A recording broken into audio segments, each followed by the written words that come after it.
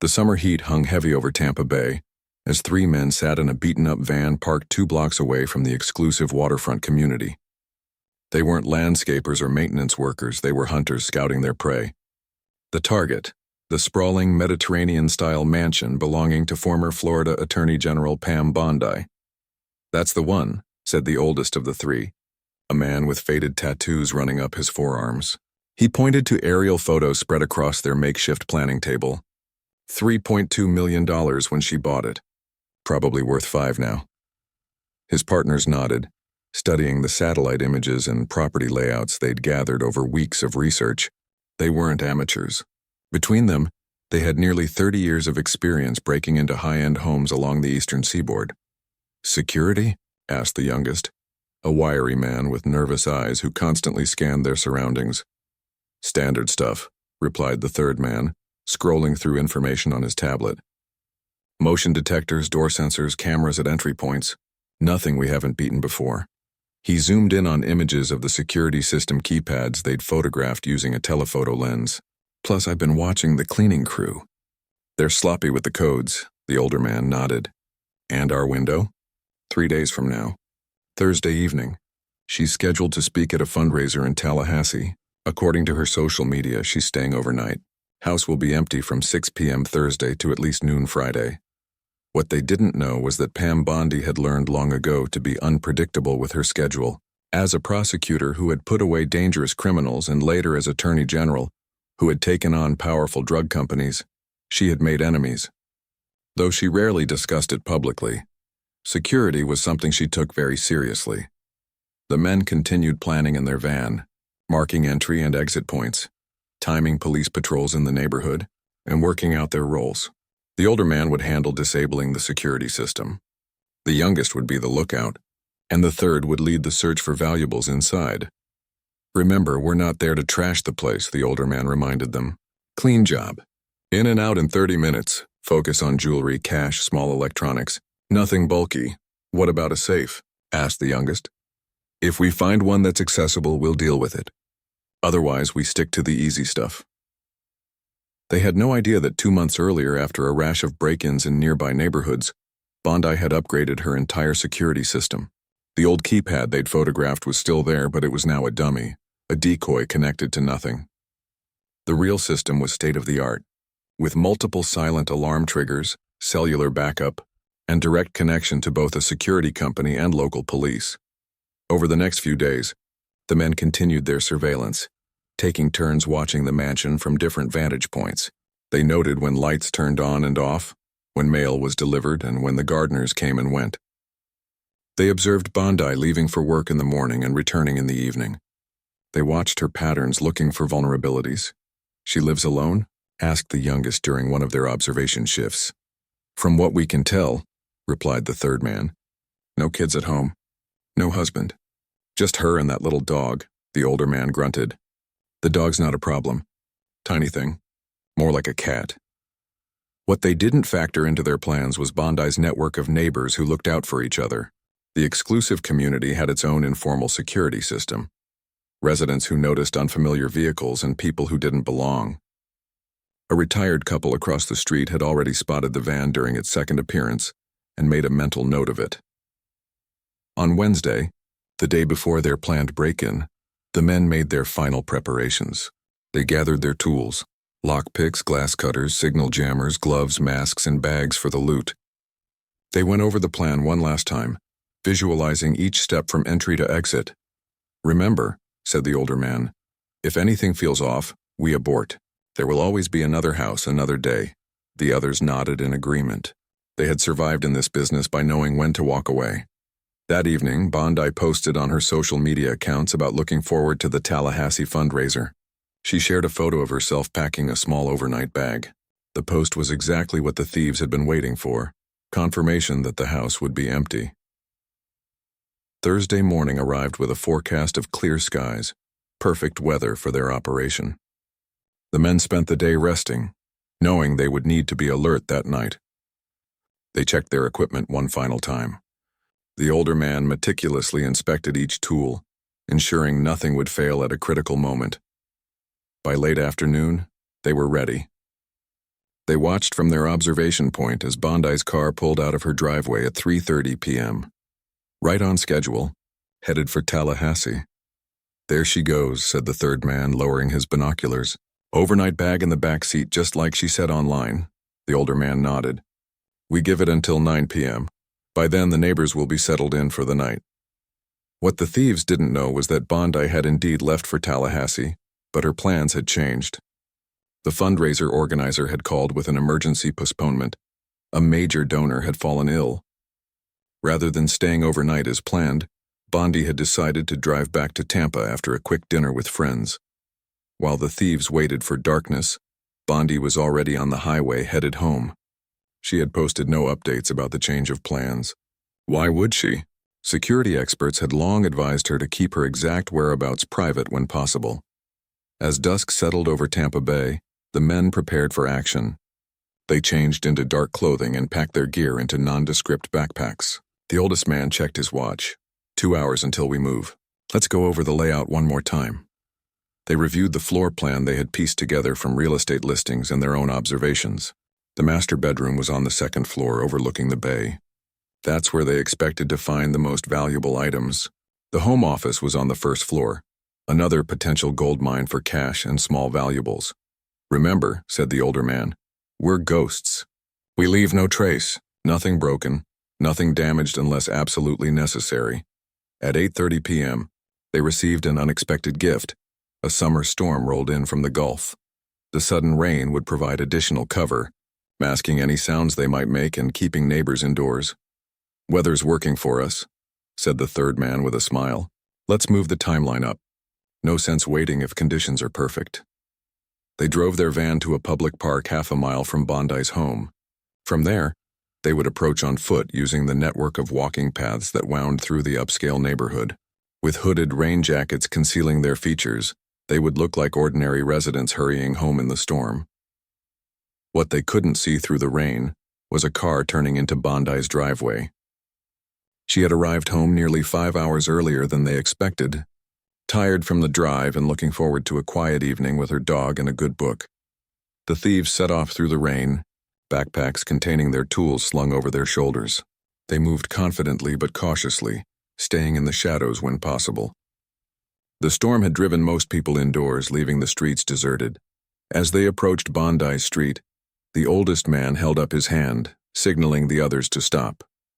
A police cruiser was slowly driving past, its headlights cutting through the rain. The men froze, pressing themselves against a hedge until the patrol car turned the corner and disappeared. "Regular patrol," whispered the oldest. "Right on schedule. We've got at least 40 minutes before they circle back." They continued toward the mansion, unaware that inside, Pam Bondi was settling in for the evening, her small dog curled up beside her on the couch. She had already changed into comfortable clothes and was reviewing case notes for an upcoming speaking engagement. Outside, in the gathering darkness and pouring rain, the thieves approached the property from the rear, where a small garden provided cover from neighboring houses. They paused at the edge of Bondi's property, scanning for any signs that their intelligence was wrong, any indication that the house wasn't empty as they believed. The windows glowed with soft light, but that didn't concern them. Many homeowners left lights on timers when they were away, a basic security measure that fooled no one. "Lights are on timers," whispered the third man. "Just like we expected," the oldest nodded. "Let's do this." They moved toward the house, unaware that their carefully laid plans were about to unravel spectacularly. They had no idea that instead of finding an empty mansion ripe for the picking, they were walking into a confrontation that would end with them in handcuffs, facing a former attorney general who knew the criminal justice system better than they ever would. As they approached the service entrance at the side of the house, rain dripping from their jackets, they were blissfully unaware that this would be the last job they would ever attempt, and that their mugshots would soon be splashed across Florida news stations as a cautionary tale about picking the wrong house to rob. The rain beat down harder as the three men approached the service entrance at the side of Bondi's mansion. Water dripped from their dark jackets as they huddled beneath the small overhang that offered minimal protection from the storm. Lightning flashed across Tampa Bay, briefly illuminating their focused faces. "Perfect timing," whispered the oldest of the three. nodding toward the sky as thunder rolled overhead. "Storm will cover any noise." The youngest man pulled out a small electronic device from his waterproof bag. "This should take care of the wireless signals," he said, activating the jammer. The small green light indicated it was working, supposedly blocking communications from the security system to the monitoring company. What they didn't realize was that Bondi's upgraded system used multiple communication pathways. If one went down, others automatically took over.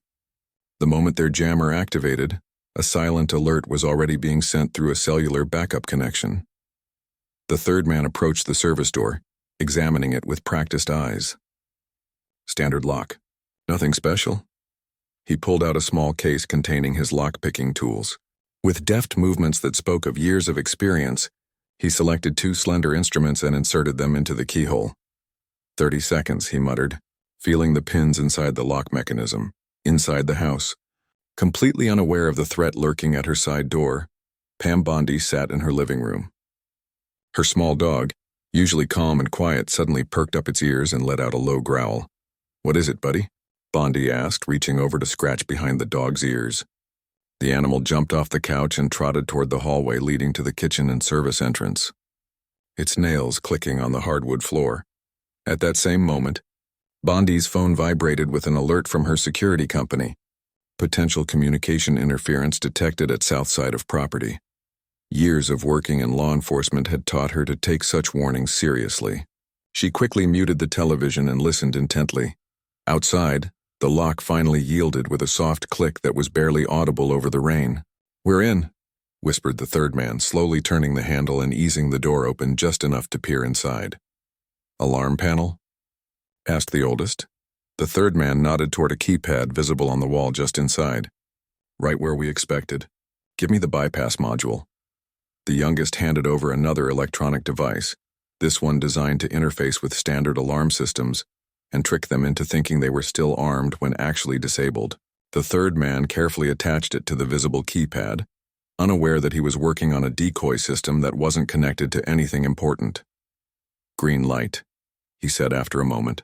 "We're good to go." The 3 men slipped inside, closing the door quietly behind them. They found themselves in a small mudroom that connected to the kitchen. The house was quiet except for the sound of rain against the windows and distant, muffled audio that suggested a television was on somewhere in the house. Exactly what they'd expect from a home with programmed devices meant to simulate occupancy. "Remember, 30 minutes max," the oldest reminded them in a hushed voice. "We split up. You take the main floor office," he said to the third man. "I'll head upstairs for the master bedroom. You," he nodded to the youngest, "watch the front entrance and be ready with the exit signal if anything changes." They moved through the kitchen with practiced efficiency, avoiding the island in the center and staying close to the walls where floors were less likely to creak. Their flashlights cast narrow beams across high-end appliances and granite countertops. The third man peeled off toward what real estate listings had identified as the home office, while the oldest headed for the grand staircase that led to the second floor. The youngest took up position near the front entrance, ready to alert the others at the first sign of trouble. What none of them knew was that Bondi was now fully aware of their presence. The security company had called her cell phone, confirming the alert wasn't a false alarm. "Police have been dispatched, Ms. Bondi," the security operator had told her quietly. "Officers are approaching without sirens.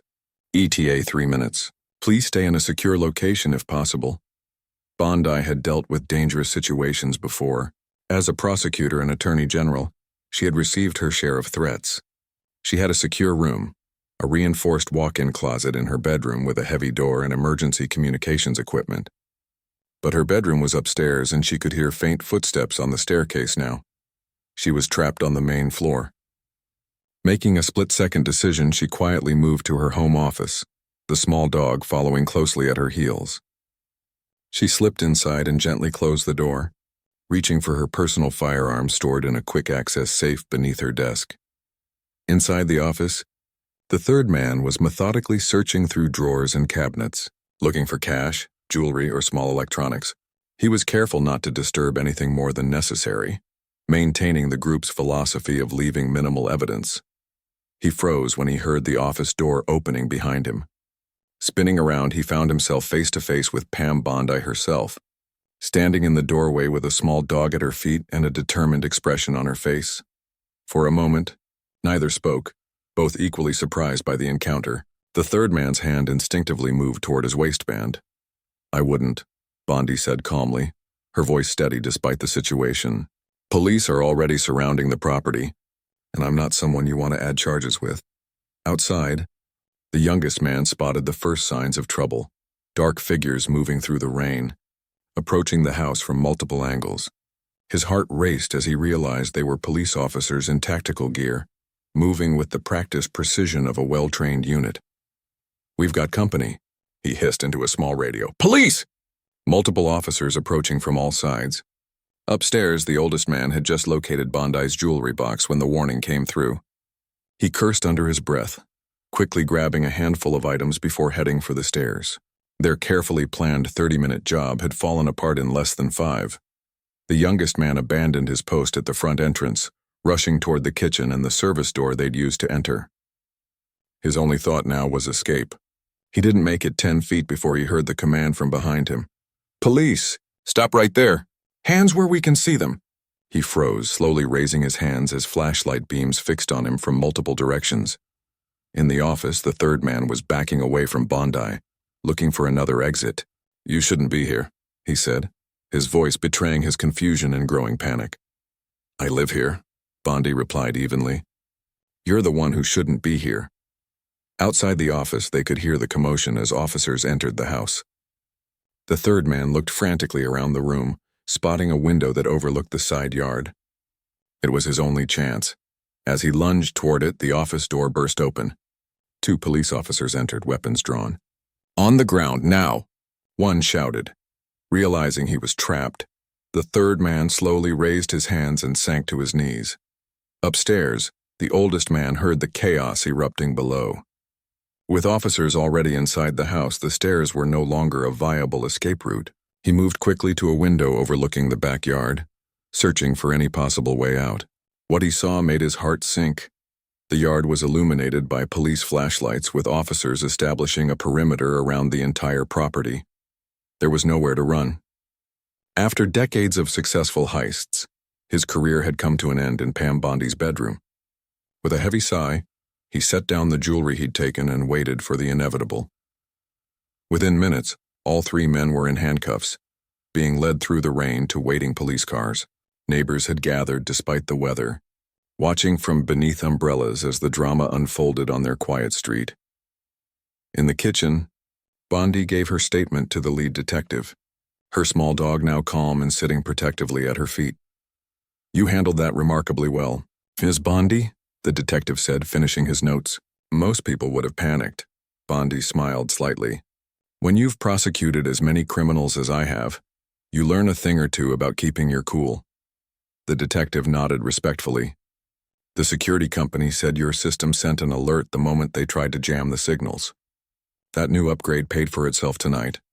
"It certainly did," Bondi agreed, "though I hadn't planned to test it quite this dramatically." As the police processed the scene, collecting evidence and taking photographs, Bondi reflected on how differently the night could have gone. If she hadn't changed her plans and returned early, if she hadn't upgraded her security system, if her neighbors hadn't been vigilant about reporting suspicious vehicles, any one of those factors might have led to a successful break-in rather than the arrest of 3 career criminals. At the police station, the 3 men sat in separate interrogation rooms, ETH coming to terms with the reality of their situation. The youngest was the first to break, offering to cooperate in exchange for leniency. The third man soon followed. Only the oldest remained silent, staring at the wall with the stoic resignation of someone who knew exactly how the system worked. Detectives quickly discovered that these weren't just any burglars. Their fingerprints matched those found at crime scenes across 3 states. They had been operating for years, specifically targeting upscale homes and making off with millions in jewelry, cash, and other valuables. "You picked the wrong house this time," one detective told the oldest man during questioning. "Of all the places to break into, you chose the home of a former attorney general with connections to every prosecutor in the state." The man didn't respond, but his expression said everything. In their extensive planning, They had identified Pam Bondi as a public figure, a former prosecutor, and Florida's former top law enforcement official. What they had failed to consider was that such a background meant she would take security more seriously than most, and that she would have relationships with law enforcement that would ensure an immediate and overwhelming response. By morning, news of the attempted break-in had spread throughout Tampa and beyond. Local television stations ran the story at the top of their broadcasts. Thieves target former Attorney General's home, end up behind bars.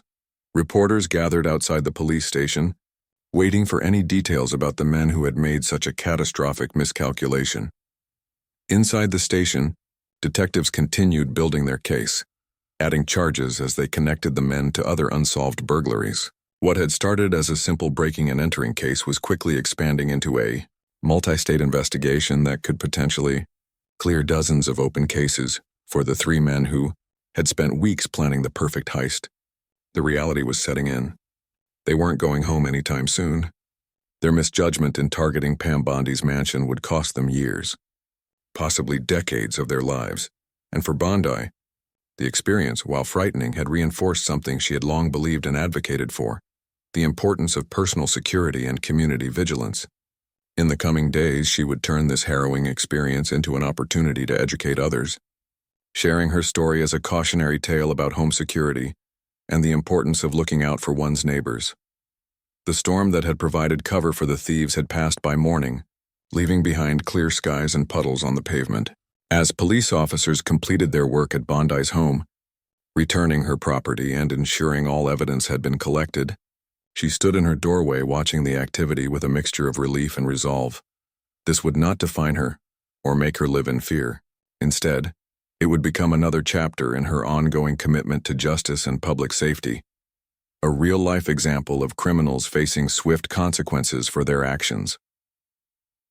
The morning after the break-in, Pam Bondi stood in her kitchen, coffee cup in hand, surveying the aftermath. Fingerprint powder dusted various surfaces. Evidence markers dotted the floors, and the service door had been tagged for repair. Her small dog trotted around nervously, still unsettled by the previous night's events. A knock at the front door announced the arrival of Detective Rivera, the lead investigator assigned to her case. Bondi had worked with him years earlier when she was a prosecutor, and seeing a familiar face brought some comfort amid the chaos. "Good morning, Miss Bondi," Rivera said as she welcomed him in. "How are you holding up?" "I've been better," she admitted, leading him to the kitchen where she offered him coffee. "But I've also been worse. No one was hurt, that's what matters." Rivera nodded, accepting the coffee. "We've identified all three suspects," he said, pulling out a tablet. "You were right about them being professionals. They've got records dating back 15 years, mostly high-end burglaries across Florida, Georgia, and the Carolinas." "Any violent offenses?" Bondi asked, the prosecutor in her automatically assessing the threat level. "Nothing in their history," Rivera confirmed. "Property crimes only. They had a reputation for clean jobs, in and out with minimal damage. That's probably why they've stayed under the radar for so long." Bondi nodded thoughtfully. "And yet they chose my house." "That's what I wanted to discuss," Rivera said, setting down his coffee. "We found something interesting when we searched their van." He swiped through photos on his tablet and turned it toward Bondi. The screen showed images of surveillance photos, property records, and social media posts, all related to her home and schedule. "They've been watching you for weeks," Rivera explained. "They had your routine down to the minute. They knew about your fundraiser in Tallahassee and planned the break-in specifically for when they thought you'd be away overnight." Bondi felt a chill despite the warm Tampa morning. The idea that strangers had been monitoring her movements was unsettling, even for someone accustomed to public scrutiny. "They also had these," Rivera continued, showing her photos of hand-drawn floor plans. "Pretty accurate for people who've never been inside. Real estate listings," Bondi said immediately. "When I bought this place, the listing had detailed floor plans. They're probably still online somewhere." Rivera nodded. "That's what we figured. These guys did their homework." "Which makes their mistake all the more interesting." "What mistake?" "You," Rivera said simply. "They knew exactly who you are. Former prosecutor, former attorney general. They knew your background in law enforcement, and yet they still targeted your home. Bondi considered this. They thought the potential payoff outweighed the risk. Exactly, Rivera agreed. And that tells us something important about them. They're getting desperate or overconfident, maybe both. Either way, it's a break for us. We've got them on multiple charges just from last night, but we believe they're responsible for at least a dozen other break-ins across the state. And you want me to help build the case? Bondi concluded. Recognizing the familiar territory of case construction, Rivera smiled slightly. Once a prosecutor, always a prosecutor.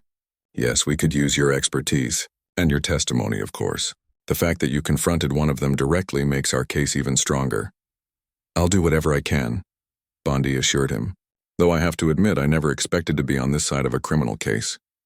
Few victims do, Rivera said. But your experience gives you a unique perspective. You understand what happens next in ways most people don't. What happened next began with the arraignment of the 3 suspects later that morning.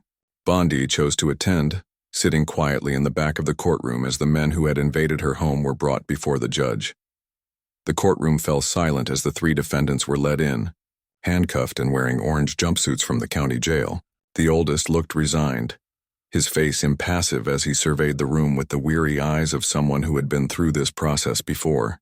The youngest appeared nervous, constantly looking toward his public defender for reassurance. The third man, the one Bondi had confronted in her office, kept his head down, avoiding eye contact with anyone. Judge Caroline Watkins, a no-nonsense veteran of the criminal court, called the court to order. We have 3 defendants before us today, all charged in connection with the break-in at the residence of former Florida Attorney General Pamela Bondi, she announced, looking over her reading glasses at the men.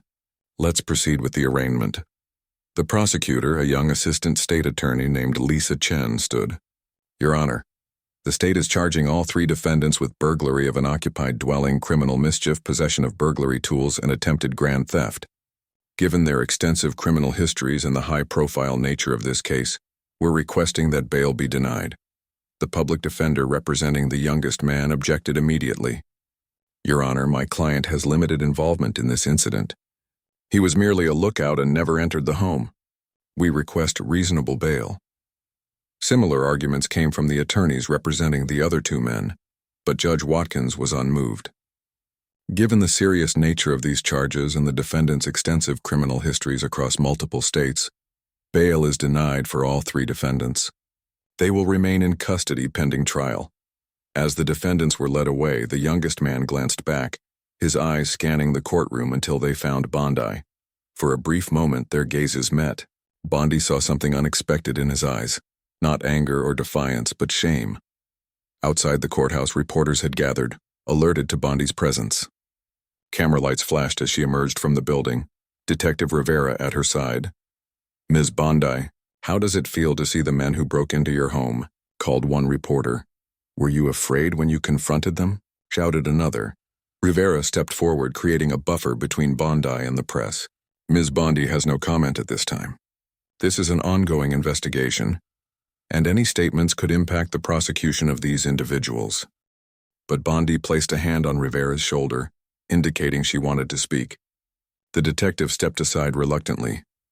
I won't comment on the specifics of what happened last night, Bondi began, addressing the gathered media. But I do want to say this, what happened to me could happen to anyone. I was fortunate I had resources and connections that many victims don't have.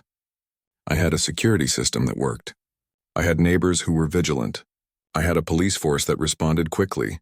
She paused, gathering her thoughts. Not everyone is so fortunate.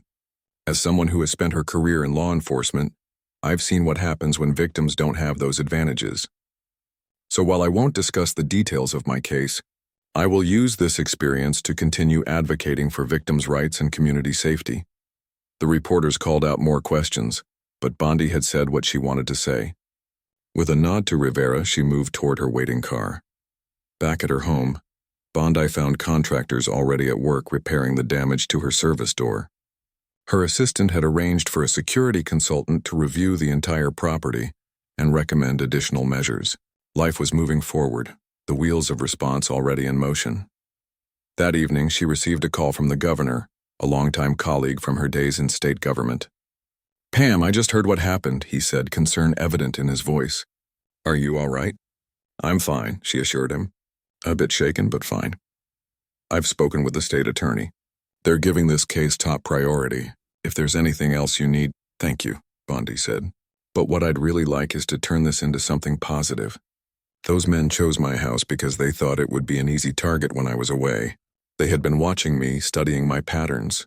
That's something every homeowner should be aware of. What are you suggesting? The governor asked. A public awareness campaign, Bondi replied.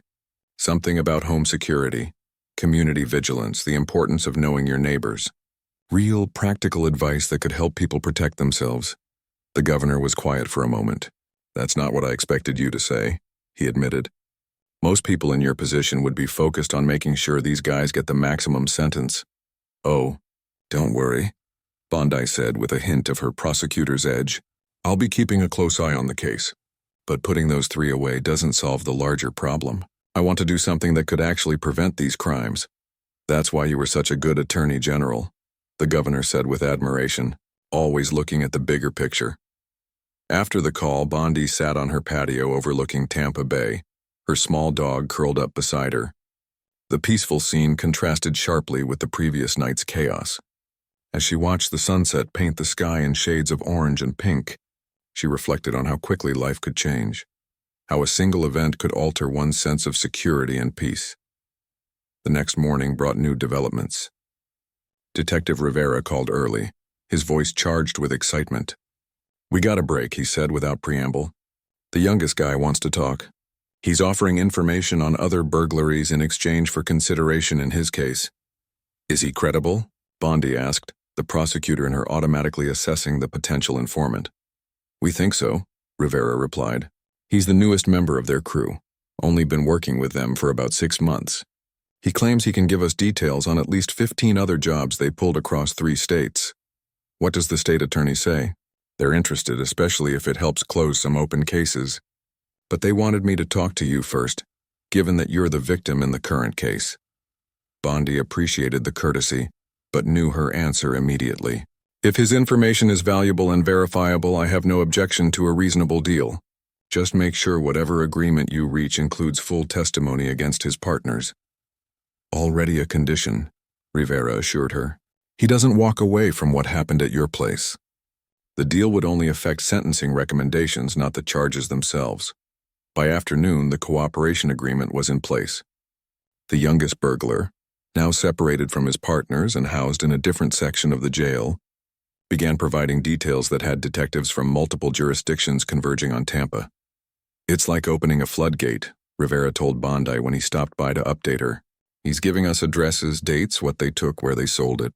Some of the information we've already verified. These guys were responsible for over $2 million in stolen property over the past 3 years. Any chance of recovering any of it? Bondi asked. Rivera shook his head regretfully. Most was sold through a fence in Miami, who's apparently very good at moving merchandise quickly. But we're building cases against the fence now too, based on the information we're getting. So my break-in might end up solving dozens of other cases, Bondi mused. Exactly, Rivera confirmed. Sometimes it takes one case to break open many others. And yours was the perfect storm. High-profile victim, clear evidence, quick apprehension with the suspect still in possession of burglary tools. The prosecutors couldn't ask for a better case to leverage. As days turned into weeks, the case against the 3 burglars grew stronger. Forensic evidence from Bondi's home matched evidence from other crime scenes. The oldest burglar's fingerprints were found on items stolen in burglaries as far away as Charleston. The third man's distinctive shoe print, captured by a security camera during a break-in in Naples 6 months earlier, matched the shoes he was wearing when arrested at Bondi's home. Through it all, Bondi remained engaged but not obsessed. She resumed her normal activities, her legal consulting, her public speaking engagements, her charitable work. But she also began developing the public awareness campaign she had discussed with the governor, working with security experts and victim advocates to create materials that would help homeowners protect themselves. 6 weeks after the break-in, Bondi received another call from Detective Rivera. Thought you'd want to know, he said. All 3 defendants have accepted plea deals. No trial, terms? Bondi asked, reaching for a pen to take notes. The youngest gets 5 years with possibility of parole after 3, in exchange for his cooperation. The third man gets 12 years, no early release, and the oldest, the ringleader, gets 20 years. He had prior strikes that enhanced his sentence. Bondi absorbed the information, feeling a complex mix of emotions. As a prosecutor, she had negotiated and announced countless plea deals. Being on the victim side of the equation gave her a new perspective on what those clinical legal terms meant to the people affected by crime. "Are you satisfied with the outcome?" Rivera asked after a moment of silence. Bondi considered the question carefully. "Justice isn't about satisfaction," she finally said. "It's about appropriate consequences for actions. These men made choices that hurt people, not just me, but dozens of other victims. Now they'll face the consequences of those choices. That's how the system is supposed to work." "Spoken like a true prosecutor," Rivera said with a hint of admiration. "Former prosecutor," Bondi corrected him. "These days I'm just a citizen who expects the system to work as designed." But they both knew she was more than that. Her name, her history, her connections had undoubtedly influenced how vigorously the case was pursued. Had the same crime occurred at the home of someone without her background, the response might have been different. That reality wasn't lost on Bondi. It fueled her determination to use this experience to help others who might not have her advantages. The public awareness campaign was taking shape, with the governor's office providing resources and support. Local police departments had agreed to participate in community workshops on home security. Insurance companies were offering discounts to homeowners who implemented the recommended security measures. What had begun as a frightening intrusion into her personal space was transforming into an opportunity to create positive change, a pattern that had defined much of Bondi's career in public service. 3 months after the break-in at Pam Bondi's home, the case had moved from front-page news to the quieter process of the justice system. The initial shock had faded, but the impact continued to ripple through legal circles in the Tampa community. On a warm October morning, Bondi arrived at the Hillsborough County Courthouse for the sentencing hearing. Though the defendants had accepted plea deals, the judge had requested victim impact statements before finalizing the sentences. Bondi had spent days crafting her statement, weighing each word carefully. The courtroom was nearly full when she entered. Local media occupied the back row, while friends and colleagues had come to show support. Detective Rivera nodded to her from his seat near the prosecutor's table. Assistant State Attorney Lisa Chen approached as Bondi took her seat.